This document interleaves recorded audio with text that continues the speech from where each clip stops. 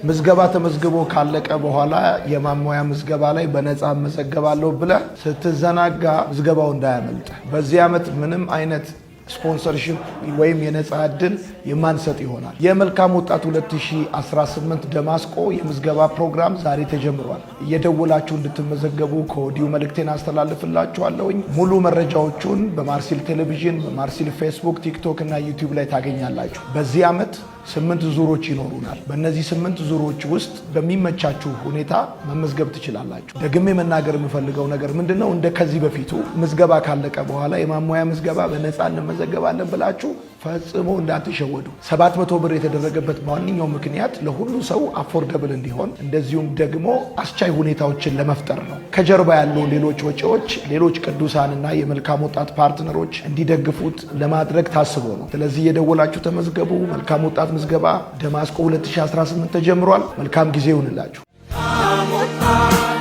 የምድር ጨው ነው፣ መልካም ወጣት ባለራዕይ ነው፣ መልካም ወጣት ተስፈኛ ነው፣ መልካም ወጣት ስንፍና